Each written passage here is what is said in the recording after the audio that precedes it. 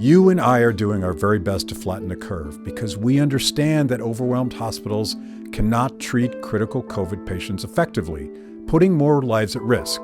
Nobody wants that.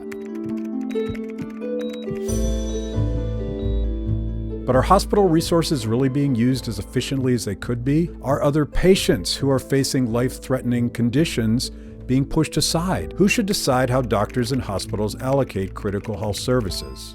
We've all been told about war-like conditions and overwhelmed critical care providers in New York State, but hospitals in Syracuse are reporting hundreds of empty beds, even as those in Manhattan are overwhelmed. And although it's easy to find photos of empty hospitals on Twitter, the mainstream media seems solely focused on the worst cases. Any reporting of empty hospital beds is dismissed as irresponsible conspiracy theory. But what's really going on here?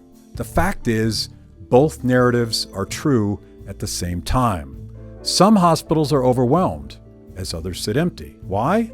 Because well-meaning but dangerously misguided one-size-fits-all directives are creating huge disruptions in the provision of needed care. To prepare for the potential crush of corona cases, some governors across the country have ordered hospitals to put a stop to all elective procedures.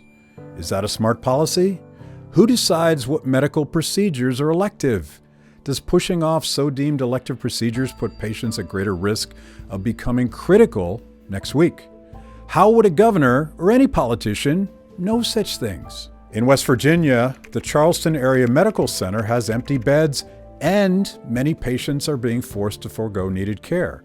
How are both of these things true at the same time? The president of the West Virginia Hospital Association explains why. The Surgeon General said cancel elective surgeries and you cancel electives. You cancel other related ancillary services and the revenue stream dries up. As an unintended consequence of a well-meaning directive from Washington, D.C., the resources needed to maintain hospital capacity for emergencies are disappearing in West Virginia and other states. In fairness, there's a kernel of truth in these sweeping directives. You don't want healthy people unnecessarily visiting hospitals for vanity procedures, where the chance of catching or spreading infection is very real. But is your chemotherapy treatment really elective? In Georgia, the governor has ordered cancer patients to stay home and avoid their regular treatments for fear that they might contract the virus with a compromised immune system. This one is personal for me. I successfully beat stage 4 cancer in 2002, so I understand the risks associated with exposure to all sorts of things while your body is immune suppressed. Life-saving treatments like chemotherapy and radiation leave patients particularly exposed. But cancer can still kill you even if a virus doesn't. And some people need regular treatments to survive. Foregoing treatments will make beatable cancers less curable later, maybe even deadly. I, for one, would not be alive today if I had foregone treatment. So this is a tough call. But the question, again, is who is best situated? Who has the best knowledge?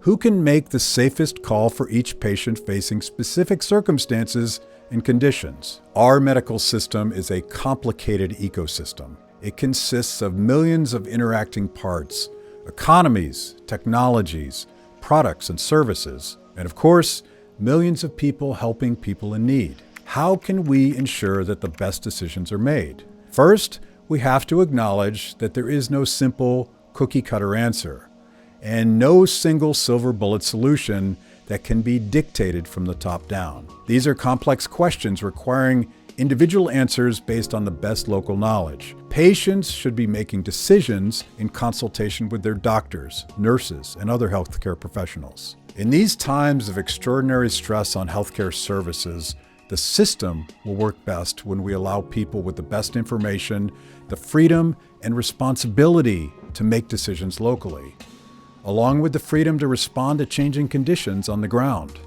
Directives from on high, however well-meaning, might very well get people killed.